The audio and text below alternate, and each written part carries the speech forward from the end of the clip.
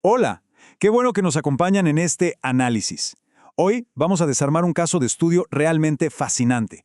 Vamos a ver cómo una mezcla de legislación súper audaz, infraestructura masiva y, bueno, una planificación urbana muy inteligente están transformando a Chimbote en Perú, pasando de ser un puerto tradicional a un verdadero motor económico diseñado específicamente para conquistar el mercado de Asia-Pacífico. Así que acompáñame a ver exactamente cómo se está orquestando esta transformación monumental en la zona franca de Chimbote. Nuestra hoja de ruta es súper directa hoy. Primero, veremos el hub estratégico. Segundo, la Ley 3047 y Sofra Chimbote. Pasaremos a los beneficios tributarios exclusivos en el punto 3. Cuarto, el megapuerto y logística. Y cerramos con el Plan de Desarrollo Urbano 2020-2030. ¡Arrancamos! Sección 1. El hub estratégico. Bueno, entremos de lleno en esto. Para dimensionar esta transformación, tenemos que entender de dónde venimos. Históricamente, Chimbote siempre ha sido un gigante pesquero y agrícola, ¿verdad? Pero lo que estamos viendo ahora es una transición fríamente calculada hacia un hub económico ultramoderno, listo para las grandes ligas globales. Y para que vean la escala de la que hablamos, fíjense en este número. $300 millones. Es muchísimo dinero. Según Proinversión, este capital gigantesco va directo al nuevo terminal portuario internacional en la Bahía Ferrol. Es un proyecto autofinanciado que no solo va a cambiar la cara del puerto, sino que, ojo a esto, proyecta generar más de 2,000 puestos de trabajo solo mientras lo construyen. Es una inyección económica brutal para la región.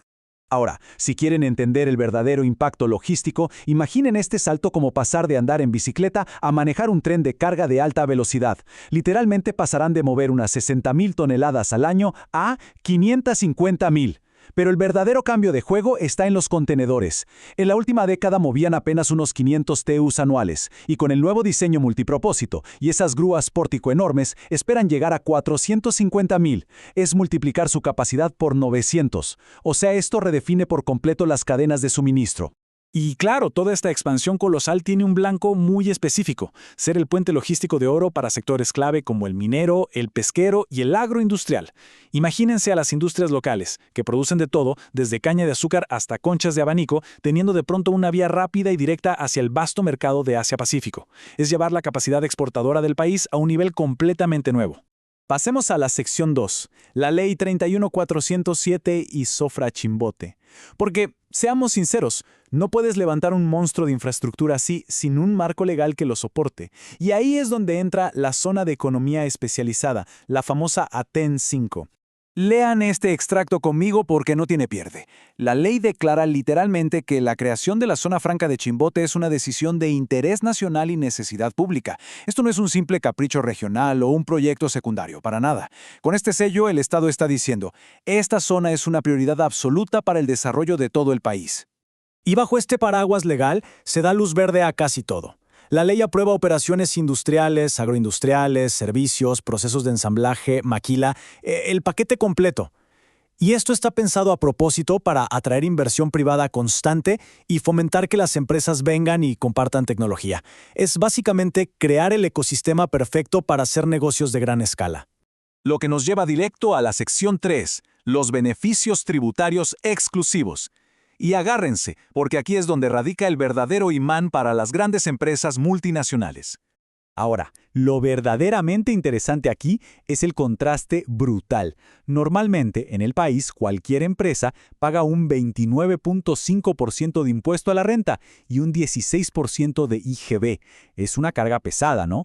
Bueno, si te instalas dentro de Sofra Chimbote, gracias a las recientes modificaciones del Congreso, esas tasas caen a cero. Sí, 0% absoluto. Imagínense la ventaja competitiva enorme que eso representa. Y la lista de exoneraciones parece no terminar. Si tu empresa se dedica a las actividades aprobadas, te despides del impuesto a la renta, del IGB y del impuesto selectivo al consumo, el famosísimo ISC. De hecho, en realidad te exoneran de prácticamente todo tributo nacional, regional o municipal. Ojo, las únicas excepciones son los aportes a derechos pensionarios y de salud, lo cual es lógico. Pero en resumen, crean un microclima fiscal inmejorable. Bien, sección 4, megapuerto y logística. Ya hablamos de leyes y de dinero, pero ahora vamos a ver cómo tiene que cambiar el mapa físico para aguantar todo este nivel de comercio. Para ubicarnos espacialmente, aquí tenemos la Bahía Ferrol. Imaginen este lugar transformándose en la sede de este puerto internacional de 300 millones. Muy pronto van a ver aquí grúas pótico gigantes trabajando a toda máquina y patios repletos de contenedores. Eso sí, toda esta modernización requiere un estudio ambiental súper riguroso para garantizar que se integre sin dañar el ecosistema costero. Pero claro, un puerto gigante se asfixia si no tiene buenas arterias viales. Al ver esta comparación, la red logística actual, que la verdad está bastante dispersa contra el escenario objetivo que proyectan, el cambio es drástico. Pasan de un sistema vacío a una red densa, estratégica y superconectada de nodos industriales. Todo fríamente estructurado. Y el plan vial encaja como un rompecabezas. Miren esto. La actual carretera panamericana, que hoy atraviesa la ciudad generando un tráfico terrible, se queda solo para uso urbano. Para los camiones, entra en acción la nueva vía de evitamiento que absorbe toda esa carga pesada. Y justo en la bifurcación de Chinecas, donde estas vías interactúan, van a construir los centros logísticos. Básicamente, se aseguran de que la carga pesada llegue directo al puerto sin colapsar el día a día de la ciudad. Y eso nos conecta perfecto con la sección 5, el Plan de Desarrollo Urbano 2020-2030. Porque meter toda esta industria masiva sin pensar en la gente que vive ahí sería un caos, ¿verdad? Y esto ilustra de manera brillante que la visión no es solo llenar todo de asfalto y fábricas. El esquema del PDU proyecta que para el 2030 la ciudad sea resiliente al cambio climático, segura, saludable y hasta ecoturística.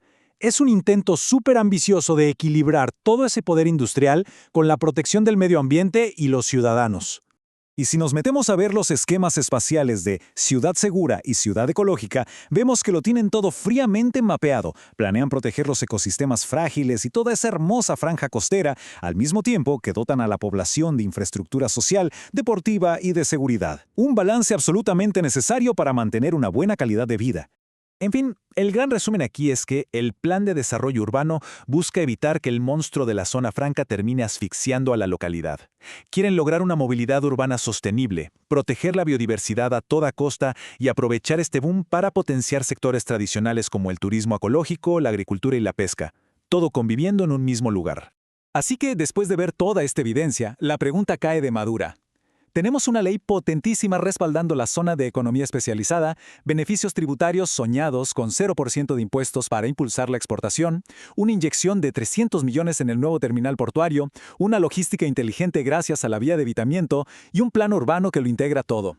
Estamos presenciando cómo el ecosistema Sofra Chimbote convierte a esta ciudad en la nueva capital económica indiscutible del norte del Perú y su puente dorado hacia Asia. Los cimientos legales y físicos ya están ahí. El próximo gran paso es ver en acción esta enorme integración geopolítica. Muchísimas gracias por acompañarnos en este análisis a fondo. Nos vemos en la próxima.